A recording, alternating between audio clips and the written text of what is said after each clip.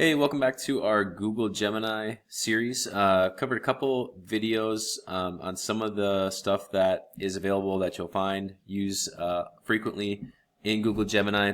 One thing that I wanted to do today is actually look at the gems, and there are gems that you can explore, these pre-made gems from Google, so you can definitely look through those.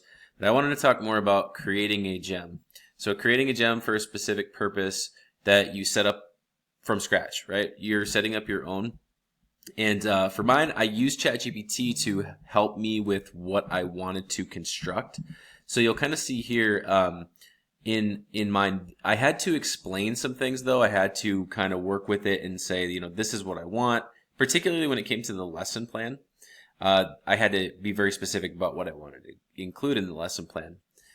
So what we're trying to set up is a gem that with the purpose that when you punch in a standard code, it can identify the benchmark based on what we've uploaded, and you'll be able to have it generate a sample lesson off of that benchmark for you. So you can look at a sample lesson which you could use or adapt, or maybe you just create your own but you needed some ideas or whatever. So you create the gem, right, by doing this. This is what we're trying to do here. So you have a name, and we're going to plug that in, and we'll save it. What happens right away, too, is it goes over on the left-hand side, and that's actually where we'll interact with it, and we'll use it as we would like any other, if you were just having a conversation with Gemini. That's where you would do that. But this one has a specific purpose to it. And what's great is you get to create the instructions for this on how you want it to operate. So my goal, right, is to have it grab the benchmark, create the lesson plan, and I be able to always come back to this continuously whenever I needed it. So with the instructions, right, it has that listed out. So search the uploaded document, which we have not done yet. Search the uploaded document for that standard or benchmark using the code provided. Write out the full benchmark text as it appears in the uploaded file. Immediately generate a full student-centered example lesson aligned to that benchmark. And this is what it must include. Okay, so this is where you can kind of be specific in your instructions. I had it write out these instructions, and then I didn't like what it had at first, so then obviously I kind of, tweaked it a little bit, said this is what I would want to include and all that type of stuff. Now, once you have your instructions in, you do have the option too of utilizing the rewrite in Gemini. I'd say that this is handy in general, but also it basically constructs the prompt in an optimal way. It optimizes the prompt that you put in, right? Particularly if you're putting in a prompt that it's pretty short or doesn't really provide for a lot of things, it helps to dress it up a bit and make it more effective. So you can try that out if you want. In the knowledge section, that's actually where we're going to put in our files. So I'll just upload the standard PDF that I have. I've already got that saved. Right, so we're going to pull that in. And here's the thing with the knowledge part. You can upload up to 10 documents into that. So 10 uploads. There is a little bit of a workaround though. If you want to, if you have like content, you could combine PDFs together if you wanted to, and then you could upload it that way, and that would give you more to work with. Although the uploads is going to stay at 10, right? At least for now. So you put that in there. And then what's nice is on the right hand side is you have your preview window where you can type in some things. So I want to try this first by just putting in the standard code, just to see if it can identify that. Yep, and it says unable, and that's okay. Like I've had both. Like one of them worked really well, one of them didn't. But let's just do this. We're going to go ahead and update this. And then let's go over to the gem itself where we're going to be interacting with it and see if we can force it to give us what we're looking for. So we'll at least first try 6.1.1.1. And let's try this. We will just go and grab.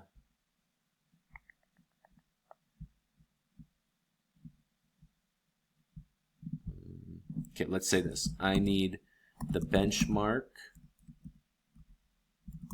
from standard 6.1.1.1 and for you to provide a sample lesson on it.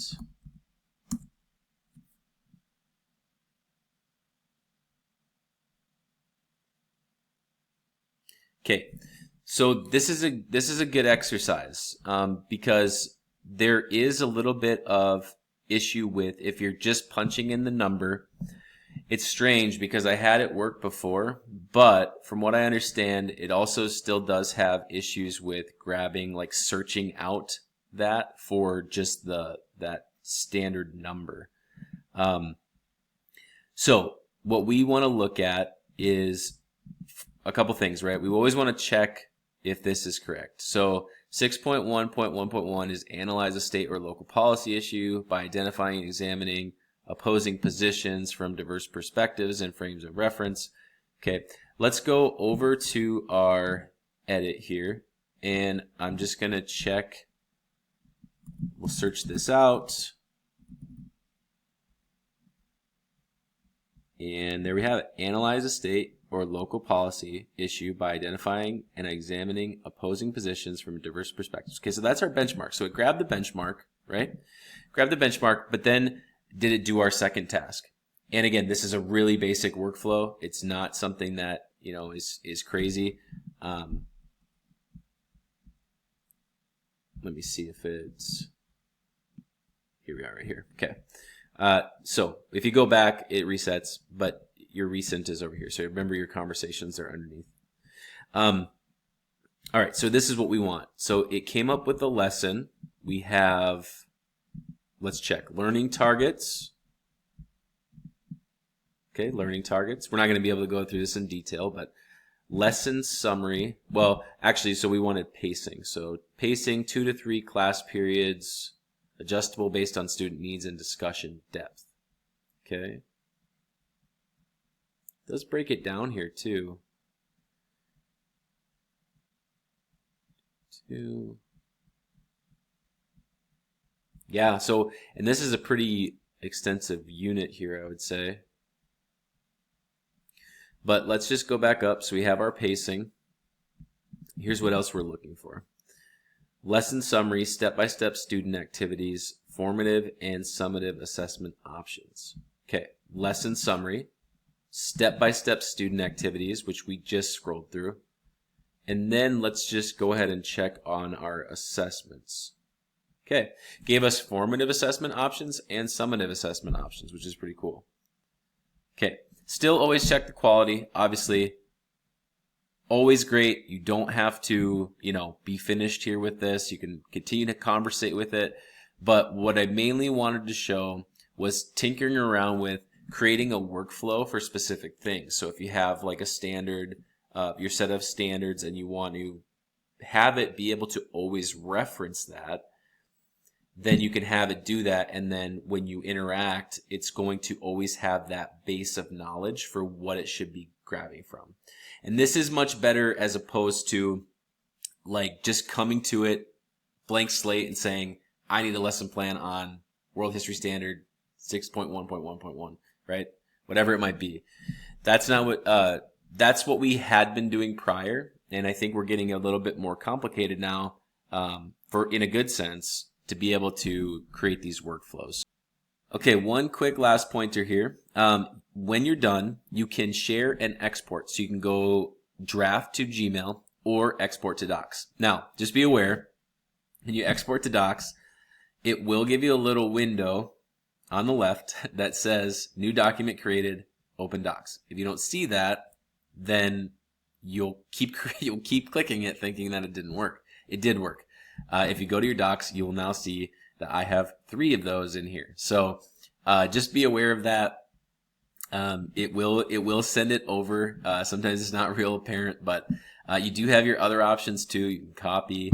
if you want to do that, or listen to it if it fits, the context, if it's not a lesson necessarily, but something that you want to listen to. So again, give it a shot. It's really cool.